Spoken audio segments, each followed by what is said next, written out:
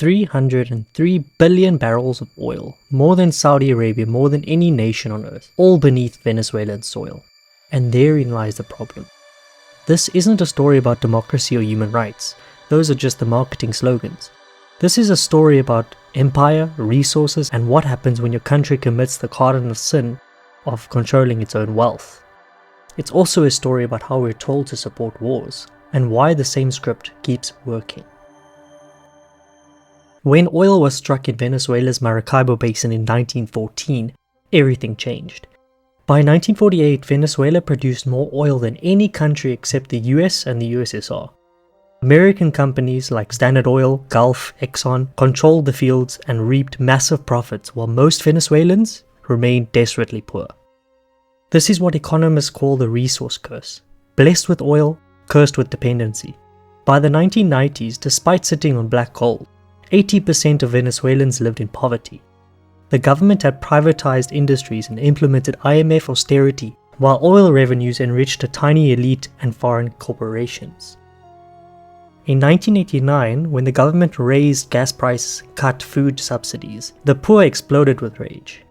Security forces massacred between 300 and 3,000 people in what became known as the Caracazo, the Caracas Shock. Enter Hugo Chavez, a former paratrooper who won the 1998 presidency promising to use Venezuela's oil for Venezuelans. Radical concept, right? He called it the Bolivarian Revolution, named after Simón Bolívar, who liberated South America from Spanish colonialism. And here's where the trouble started. Because Venezuela didn't just have oil, it had the most oil, and Chavez had the audacity to think it belonged to his people, not to ExxonMobil. Y en Venezuela lo estamos demostrando. He tenido que aguantar las más grandes presiones internacionales, pero no me importa nada. To understand what happened next, you need to understand the pattern. Between 1898 and 1994, the United States intervened in Latin American governments 41 times, documented by historian John Coatsworth, once every 28 months for a century. The methods evolved, but the motive stayed the same: protecting corporate profits and regional dominance. The playbook goes like this. First, identify a left-leaning government threatening US corporate interest. Second, fund opposition groups, now done openly through the National Endowment for Democracy, doing what the CIA once did covertly. Third, coordinate strikes and protests to create chaos. Fourth, back a coup or impose crippling sanctions until the government collapses. 11 de septiembre de 1973. Las Fuerzas Armadas y Carabineros de Chile declaran, primero, que el señor Presidente de la República debe proceder a la inmediata entrega de su alto cargo a las Fuerzas Armadas y Carabineros de Chile. Segundo, que las Fuerzas Armadas y el Cuerpo de Carabineros de Chile están unidos para iniciar la histórica y responsable misión de luchar por la liberación de la patria del yugo marxista. Firmado Augusto Pinochet Ugarte, general de ejército, comandante en jefe del ejército. Señalar una vez más, esta ha sido una batalla muy larga y permanentemente dada. Fue la clase obrera, fueron las masas populares chilenas las que se movilizaron para defender su victoria, no la victoria de un hombre, la victoria esperada de un pueblo. Fue la lealtad ejemplar de las Fuerzas Armadas de mi patria, fuerzas profesionales, respetuosas de la voluntad popular, la que aplastaron a la insolencia. 50s, the Guatemalans dared to challenge an American business that controlled much of its economy. In 1950, Guatemala had the first communist-dominated government in the Western Hemisphere. By 1954, under the presidency of Colonel Jacobo Arbenz Guzman, Guatemala was well on its way to becoming the first full-fledged member of the communist bloc on this side of the Atlantic. It was then the United States, cooperating with Colonel Carlos Castillo Armas, who was later assassinated, and the current president, Miguel Ydígoras Fuentes, provided the moral and material means for the overthrow of Arbenz and the temporary removal of communism from the Western Hemisphere. Guatemala, 1954. President Arbenz nationalized unused land by United Fruit Company to give to landless peasants. The company's PR firm pushed the communist threat angle. The CIA trained an invasion force, overthrew him, and installed a military dictatorship. The result? 4 decades of repression and genocide, killing 200,000 people. United Fruit profits, however, You like bananas. were secure.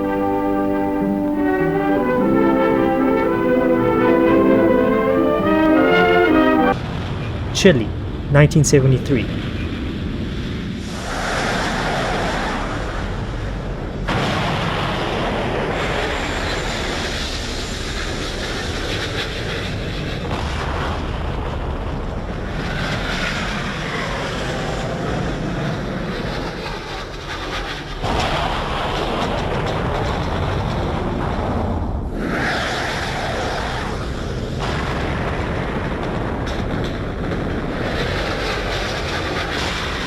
Salvador Allende, a democratically elected socialist, nationalized copper mines and expanded healthcare and education. Nixon's CIA backed General Pinochet's coup on September 11th. Over 3,000 people murdered, 40,000 people tortured. But American mining companies got their copper back. Nicaragua, 1980s.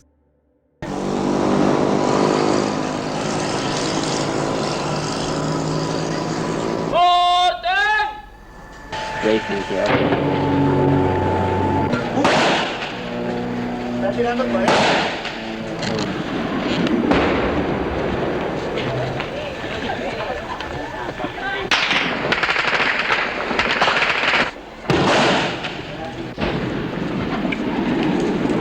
The Sandinista revolution threatened US hegemony, so Reagan funded the Contra death squads despite a congressional ban.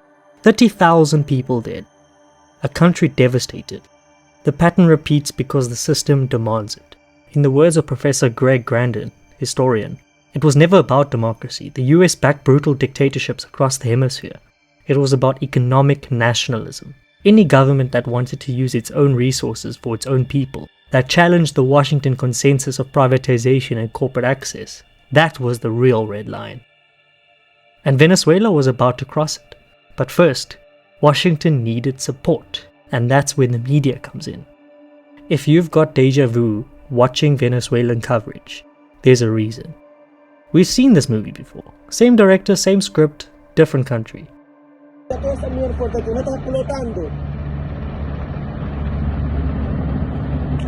Mierda, marico, se prendió el peo en esa mierda, ¿oyó?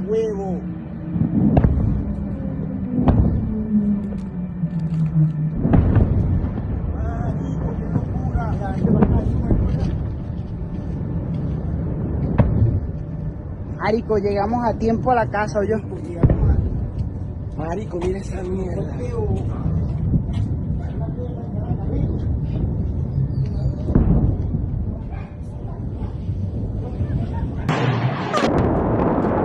More cruise missiles. 300 of these frightening weapons were aimed at Baghdad during the night. The last arrived here as an air raid siren was going off just before dawn.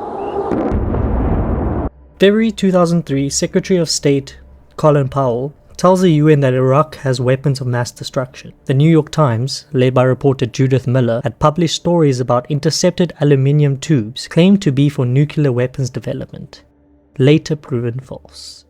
CNN, MSNBC, Fox News all amplified the claims. A study by Fairness and Accuracy in Reporting found that 64% of guests on major networks were pro-war, while only 10% were anti-war. Just 3% of US sources opposed the invasion. The language mattered. Iraq was never a country. It was the regime. The United States and other nations have pursued patient and honorable efforts to disarm the Iraqi regime without war. Studies found that journalism's tendency to prioritize breaking news and the inverted pyramid style gave greater weight to the administration's viewpoint at the expense of alternative perspectives. When President Bush linked terrorism, WMDs, and Iraq, The media effectively magnified those fears by making them front-page news, validating the administration's message. I take the threat very seriously. I take the fact that he develops weapons of mass destruction very seriously. According to media researcher Dr. Alan MacLeod, Herman and Chomsky's propaganda model explains this perfectly. Media outlets don't need direct censorship. Journalists are pre-selected for ideological conformity. They internalize corporate and government perspectives. The structure does the work. UN's weapons inspectors, actual experts on the ground, found no WMD.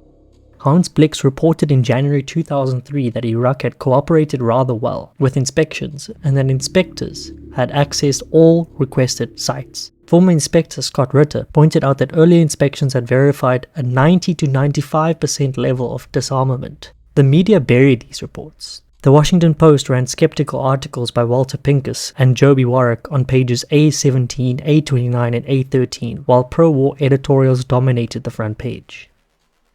Between October 2001 and May 2002, Iraqi exile Ahmed Chalabi's organization placed defectors and intelligence in 108 news stories across major outlets. These stories had obvious incentives to lie. I am America's best friend in Iraq. If the CPA finds it necessary to direct an armed attack against my home, you can see the state of relations between the CPA and the Iraqi people. An Iraqi chemical engineer who supervised one of these facilities. He actually was present during biological agent production runs. He was also at the site when an accident occurred in 1998. They wanted US invasion. Didn't matter. One key source, codenamed Curveball, fabricated claims about mobile biological weapons labs. His lies were repeated in Powell's UN briefing as established fact, despite intelligence officials' warnings that he was unreliable. Sie sind international bekannt als Curveball, der Mann, der die Welt betrogen hat. Warum haben Sie das gemacht? Ich habe schon das gemacht wegen verschiedener Sachen. Die erste Mal wegen meiner Leute, irakische Leute, weil die war im Irak die alte Regime ist Diktator und die hat viele Probleme gemacht in unserem Land. Now watch the same movie play out with Venezuela. De un mes. Aquí lo dije. No se puede responder al terror con más terror. Desde Washington, el secretario de Estado norteamericano, Colin Powell, expresó su preocupación por ciertas acciones del presidente de Venezuela. We have been concerned with some of the actions of Venezuelan President Chavez. In 2017, mainstream outlets described Venezuela as experiencing an economic collapse countries rarely see outside of war, while simultaneously downplaying that US sanctions were strangling the economy. From 1998 onwards, major outlets called Venezuela a dictatorship, even during elections international observers deemed free and fair. Nicolas Maduro claimed victory in Sunday's election. Polling shows that's not what happened. Tally sheets collected by the opposition show challenger Edmundo Gonzalez likely beat Maduro by millions. In February 2019, the perfect propaganda moment arrived.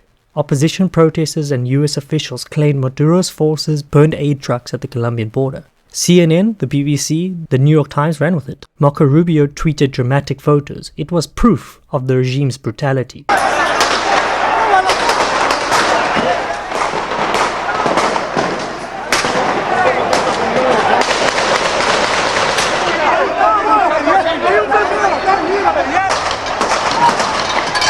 One problem was a lie. The independent journalists immediately reported opposition protesters had accidentally set the truck on fire with Molotov cocktails. Accidentally. Tripped, fell, got a bottle, put some alcohol in it, put a rag, and then lit it on fire accidentally, obviously. The mainstream media ignored them, dismissing skeptics as Maduro apologists, the same way Iraq war skeptics were called Saddam apologists. 3 weeks later, the New York Times quietly confirmed what independent journalists reported from day one. CNN's own journalists called it a classic example of how misinformation spreads, with zero acknowledgement that CNN had spread the misinformation globally. Journalist Glenn Greenwald responded, CNN claimed it saw with its own eyes something that never happened. According to communications professor Dr. Emma Johnson, the propaganda model isn't about conspiracy, it's about structure. Media companies depend on advertising, access to official sources, and staying within acceptable debate boundaries. Step outside these boundaries, question whether we should invade Iraq or Venezuela, and you're marginalized as fringe, radical, or an apologist for dictators. Research on Venezuela media coverage from 1998 to 2014 found that major US and UK newspapers portrayed Venezuela overwhelmingly negatively, presenting contested minority opinions as facts, while barely mentioning competing arguments. Interviews revealed journalists immersed in antagonistic newsroom cultures that saw themselves as the resistance to Venezuela's government, with some reporters admitting to self-censorship. And just like Iraq, the same war hawks reappeared. Elliot Abrams, convicted for lying to Congress about Iran-Contra, architect of Reagan's Central American Death Squad support, became Trump's Venezuelan envoy. John Bolton openly carried notes about troops in Colombia, while Mike Pompeo called for regime change on national television. Lester, we've supported the Venezuelan people for an awfully long time now. We have done all that we can to implore the Maduro regime to depart. The script doesn't change because the script works. Same anonymous sources, same exile groups with obvious agendas, same buried skepticism, same manufactured urgency, same humanitarian language masking imperial interests. And the media? 2003 Fairness and Accuracy study found viewers were 25 times more likely to see a pro-Iraq war source than an anti-war US source. The same pattern holds for Venezuela. History doesn't repeat, but it rhymes. And if we don't recognize the rhyme scheme, we're going to get to the same ending. So what did Chavez actually do to provoke this response? He implemented what he promised, a new constitution in 1999, approved by 72% of voters, guaranteed universal healthcare and education as rights, and banned privatization of the state oil company, PDVSA. Then came the social programs. Barrio Adentro brought free healthcare to slum. Mission Robertson taught 1 million adults to read. Mission Mercal provided subsidized food to the poor. Land reform distributed idle estates to peasant farmers. Cuba sent 20,000 doctors. Venezuela sent oil. The results were remarkable. Poverty cut nearly in half. Extreme poverty fell from 21% to 7%. Infant mortality dropped 18%. University enrollment doubled. Hundreds of thousands of previously excluded citizens accessed healthcare and education for the first time. Venezuela's Gini efficient, measuring inequality, improved more than almost any country in the Americas. But Chavez did something even more threatening. In 2001, he restructured contracts with foreign oil companies, demanding higher royalties and Venezuelan majority control. Companies like ExxonMobil and ConocoPhillips would have to pay their fair share or leave. They chose to leave, and they wanted revenge. On April 6, 2002, a CIA intelligence brief warned that Venezuelan military factions were stepping up efforts to organize a coup against President Chavez, possibly as early as this month. The document detailed the plotters' plans. 5 days later, it happened. El alto mando militar tiene que decirle al señor presidente, aquí la causa de todo esto, usted váyase. Entonces el alto mando tendrá que asumir esa posición, porque si no, alguien la va a asumir por ello. Muchas gracias, señor. Dirigirnos al pueblo venezolano para desconocer el actual régimen de gobierno y la autoridad de Hugo Rafael Chávez Frías. April 11th, 2002. Opposition marches, private TV networks calling for overthrow, snipers firing on crowds from buildings. 19 people dead, private media immediately blamed Chavez, despite video evidence showing snipers targeted both pro and anti-Chavez crowds. The military announces Chavez has resigned. A lie. He'd been kidnapped. Pedro Carmona, head of Venezuela's Business Federation, becomes president. Within hours, Carmona dissolves the National Assembly, Supreme Court, and suspends the Constitution. Democracy? This was dictatorship. The Bush administration immediately recognizes the coup government. Spokesman Ari Fleisch says it's a change of government, not a coup, and blames Chavez for the violence. The CIA had warned about the coup. The National Endowment of Democracy had funneled $877,000 to opposition groups in 2001 alone. The only problem? Massive pro-Chavez demonstrations and loyal military units forced the coup to collapse within 47 hours. The coup failed, but it proved something dangerous to Washington.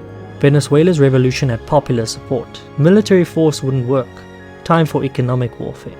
And here's the bitter irony. Chavez's success made him dangerous. If a socialist government could use oil wealth to lift millions from poverty, expand education and healthcare, reduce inequality, all while defying Washington, what message did that send to the rest of Latin America? To Brazil, to Argentina, to Bolivia, to Ecuador, Uruguay, all electing left-wing governments in the pink tide.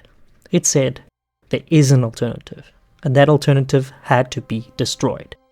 Starting in 2015 and accelerating after Trump, the US imposed wave after wave of sanctions on Venezuela. Individual sanctions, financial sanctions, blocking access to international banking, oil sector sanctions, secondary sanctions threatening anyone who trades with Venezuela. The stated reason? Democracy and human rights. The actual effect? Economic devastation. Venezuela's oil exports collapsed from $90 billion annually in 2008 to just $2.3 billion by 2020, a 97% decline. Economist Francisco Rodriguez warned that sanctions cause a humanitarian disaster comparable to wartime conditions. The US Government Accountability Office admitted in 2021 that sanctions likely contributed to Venezuela's economic decline. Likely? A UN Special Rapporteur said sanctions violated international law and constituted crimes against humanity. Studies estimate tens of thousands of deaths from medicine shortages alone. But Washington wasn't done. In January 2019, the Trump administration pulled its most audacious move. Juan Guaido, an opposition politician who'd never run for president, who controlled no government institutions, who most Venezuelans had never heard of, declared himself interim president. Within minutes, the US recognized him. Dozens of US-aligned countries followed. It was a coup by declaration, government by self-appointment. Think about that precedent. An unelected politician declares himself president of another country, and the United States immediately backs him as a legitimate leader. Imagine if that happened anywhere else. Imagine if Russia recognized an opposition politician as president of France, or if China recognized someone as president of Mexico. The absurdity would be obvious. Trump's officials didn't even hide their intentions. National Security Advisor John Bolton held a notepad reading 5,000 troops to Colombia in front of cameras. Even Trump said every option is on the table. Senator Marco Rubio tweeted images of Muammar Gaddafi's death, a public death threat directed at Maduro. The Guaido strategy failed spectacularly. Despite US backing, despite frozen Venezuelan assets worth billions, despite international recognition from over 50 countries, Guaido never governed anything. He couldn't even organize a successful rally. By 2023, even the opposition had abandoned him. In 2024, they didn't even invite him to their events. But the sanctions remained, and into 2025 they remained, expanded under Trump's second administration with naval blockades and military threats. So why? Strip away the rhetoric about democracy and human rights. After all, US-backed Saudi Arabia's absolute monarchy supports coups against elected governments and has the world's largest prison population. What's the real reason? 3 factors. First, oil. Those 303 billion barrels represent the world's largest reserves.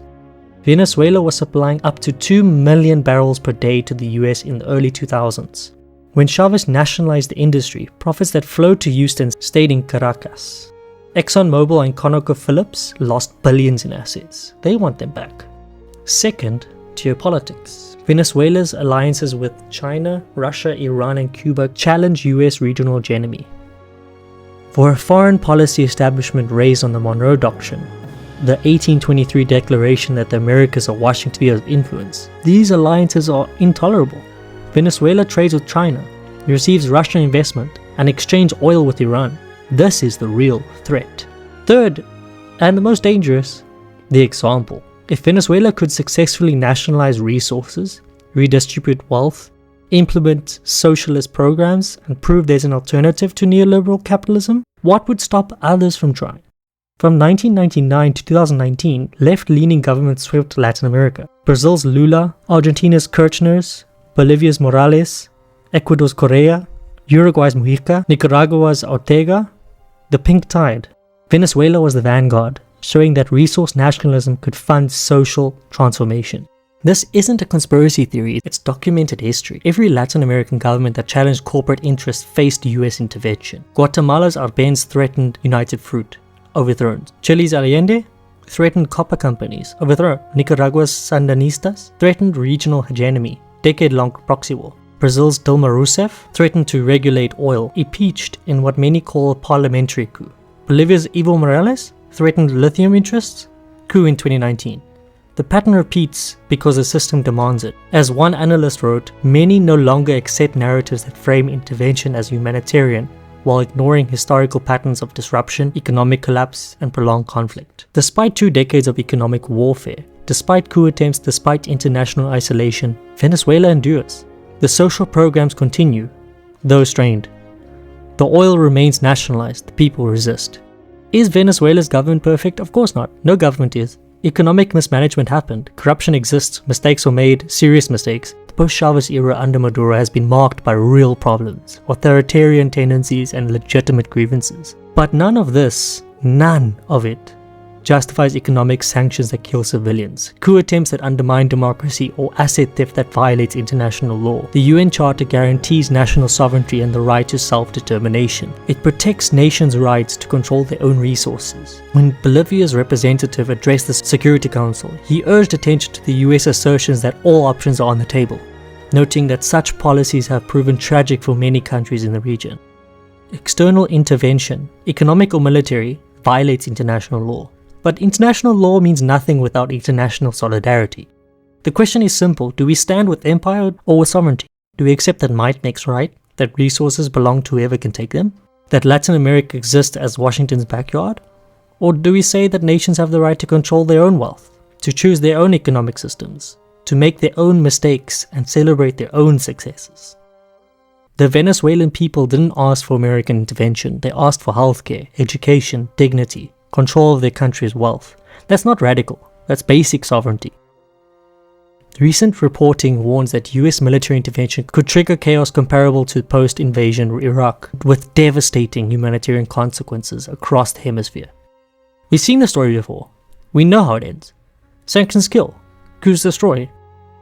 Empires demand obedience, but the people resist. From Guatemala to Chile, to Nicaragua to Iraq, to Libya to Venezuela, people have seen this playbook before, and increasingly they're refusing to play along.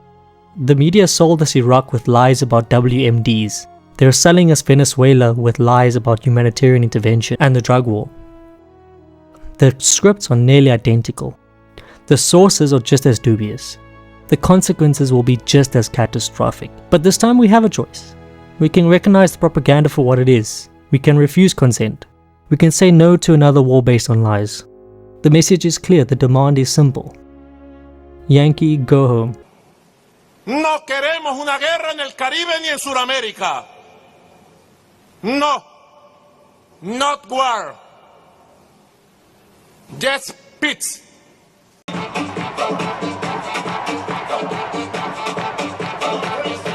No crazy war, no.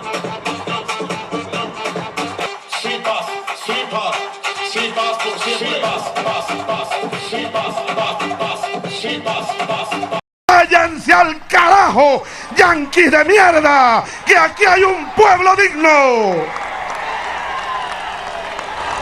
Aquí hay un pueblo digno, yanquis de mierda. Váyanse al carajo 100 veces. Aquí estamos los hijos de Bolívar, los hijos de Guaycaipuro, los hijos de Tupac Amaru. Y estamos resueltos a ser libres. Hago responsable de todo esto y lo que pueda ocurrir al gobierno de Estados Unidos.